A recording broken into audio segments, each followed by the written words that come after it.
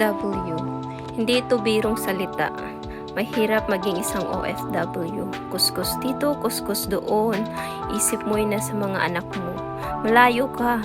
Hindi mo alam kung nasan sila. Anong ginagawa nila? Kumain na ba sila? Pero isa lang, tiis lang, kapit lang, dasal lang para sa kanilang kinabukasan. Makakaya din natin ito. Siya nga pala, hindi to relate sa aking video. Kasi masaya ako dahil merong nagbigay sa akin ng isang napakagandang sorpresa. Ito ay unang pagkakataon na nakatanggap ako nito, and then thank you so much sa taong nagbigay nito. Laban lang, pakita lang na kaya natin to, kaya natin yan. Huwag maging negatibo, laging positibo, at magdasal parati. Thank you so much, guys! Welcome to my YouTube channel, Jensa Vlog. Kung bago ka pa lang sa aking YouTube, huwag kalimutang mag-subscribe, like, and share na din po sa inyong mga friends.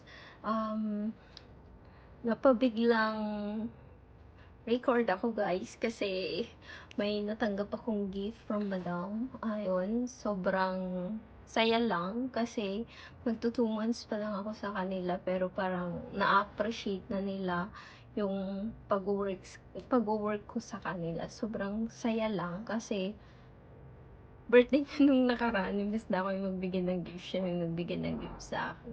Supposed to be, guys, i-unbox ko siya kasi nakabox siya nung binigay niya sa akin. Kaso nga lang, na-excite siya. So, binuksan na niya kanina sa shop yung binigay niya sa akin. Sobrang saya lang. Unexpected na magbibigay siya sa akin ng gift na ganun. So, ayun, naisipan ko siyang i-vlog and i-share sa inyo kung ano yung binigay niya sa akin. Sa kagaya kong mga OFW na nahihirapan din sa work, huwag susuko. Pray lang kay God kung ano yung mga pagsubok natin. Just kapit lang and then do our best na gawin ang ating work. And be positive lagi kahit na sobrang hirap yung work. Isip lang na kaya natin yan para sa pamilya. Yun. Yan ang OFW. So, ayun, guys. Hindi, hindi ko na siya patatagalin. Hindi ko na patatagalin kung ano, ipapakita ko na po sa inyo kung ano yung binigay ni Madam na gift sa akin. Ayun, kukunin natin siya. And sobrang excited akong ipakita talaga sa inyo, guys. Sobrang excited. Ano, di naman siya first time makatanggap ng gift. Actually, may mga binigay na din siya sa akin na ibang mga gift. But ito po yung brand new na gift niya sa akin. Ayun, sobrang saya lang kasi talagang inaano nila ako as a part of their family. Minsan may hindi pagkakaunawaan, especially sa language kasi masyadong hindi sila masyado sa English, and ako naman hindi marunong mag-Chinese. So, dun minsan kami nagkakaproblema siguro sa misunderstanding. Pero, okay naman. As, medyo nakaka-adjust na din. Nung una din sabi ko, parang ang hirap kasi galing ako sa malaking bahay and then turn to the small house na akala ko mas okay siya noong una kasi ang liit lang, madali lang ang work. Pero, medyo nag-adjust pa rin pala ako. Kasi nasanay ako sa malaki na parang, takbuhan, diba? Taguan ko ng amo. By the way, guys, ito na. Papakita ko na sa inyo kung ano yung gift ni, dapat kasi unboxing. Kaso, nilagay ko na lang siya dito para surprise. Kasi binuksan na niya kanina sa shop. Pero, ayun, eto na. Tanananan. Tanananan.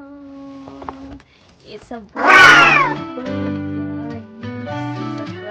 bag. Ayan. At, ito siya.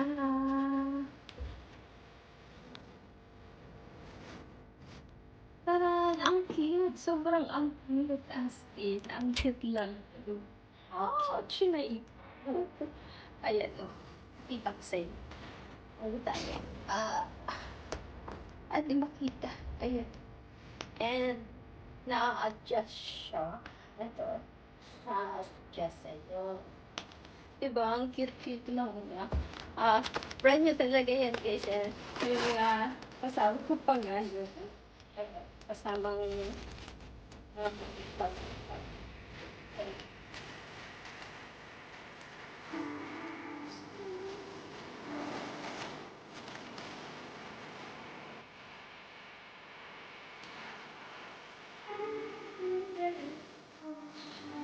cute lang. Kasi, nagustuhan ko siya. Diba? Thank you so much, madam, sa bigay niyo po. Parang same lang dito na gift din yan. Ito, gift din siya. Thank you so much. Thank you so much, madam, sa mag-gift, early Christmas gift siya. Thank you so much. Yun lang, guys. Gusto ko lang i-share sa inyo to. Thank you so much sa panonood. And, sana supportahan niyo palagi ang aking video. Um, para 'pag soon at nagkaroon tayo ng kita, mas magtulungan tayo malay mo. And yun, thank you so much, guys. Hindi ko na patatagalin na pagpapaalala na thank you so much. Don't forget to like and share and subscribe, guys. Love you guys. Love you all. Bye.